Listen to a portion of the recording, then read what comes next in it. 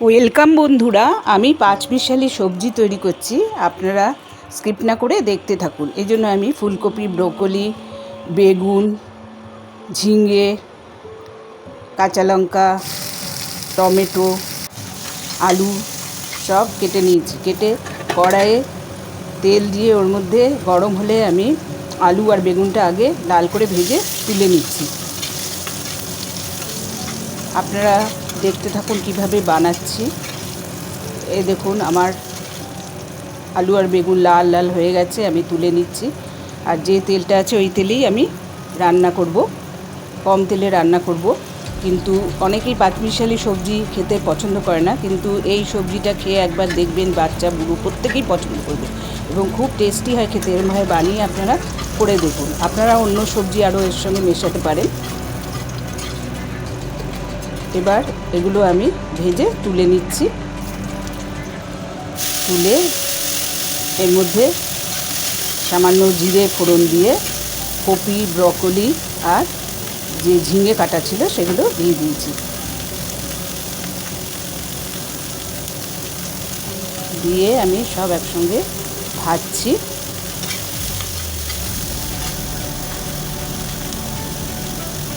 এবার আমি দেখুন, আমি অল্প তেলই বলতে গেলে আমার নেই, খুব কম তেলে রান্না করছি।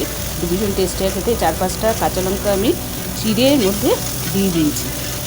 আপনারা কমেন্টে লিখে জানাবেন কীরকম হলো।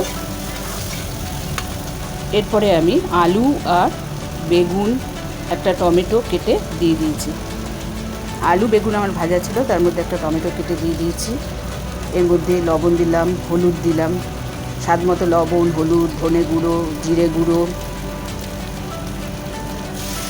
কাশ্মীরি লঙ্কা, লাল লঙ্কার গুঁড়ো আর একটু গরম মশলা দিয়ে এটা আমি সামান্য জল দিয়ে ভালো করে ভাজছি।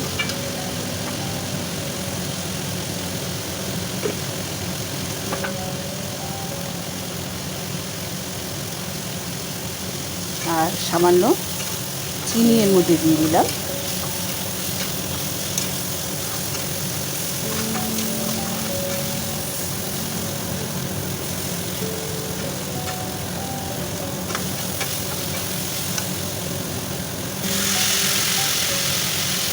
আপনারা ঘরে নতুন নতুন রেসিপি পেতে হলে এবং দেখতে হলে, শিখতে হলে অবশ্যই আমাকে সাবস্ক্রাইব করবেন আর লাইক শেয়ার করবেন। সাবস্ক্রাইব করলে অনেক রেসিপি আপনারা দেখতে পারবেন। দেখুন কীরকম রঙটা সুন্দর হয়েছে, ভাজা ভাজা হয়ে গেছে।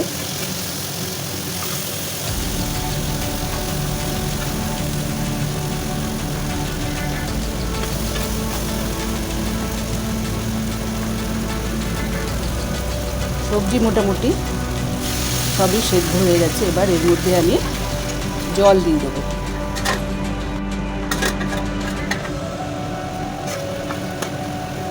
কিছুক্ষণের জন্য ঢেকে দিলাম।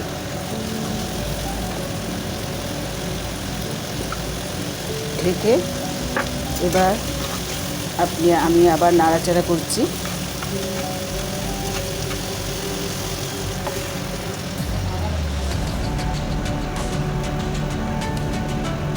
জল দিয়ে দিলাম পরিমাণ মতো।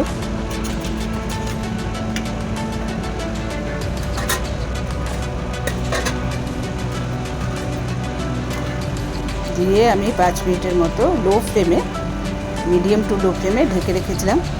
এখন ঢাকনা খুলে দিয়েছি। দেখুন আমার নিরামিষ সবজি তৈরি হয়ে গেছে। এবারে এর মধ্যে ধনেপাতা আর গরম মশলা গুঁড়ো দিয়ে দিলাম। দারুণ রঙটা হয়েছে, দেখতে পাচ্ছেন।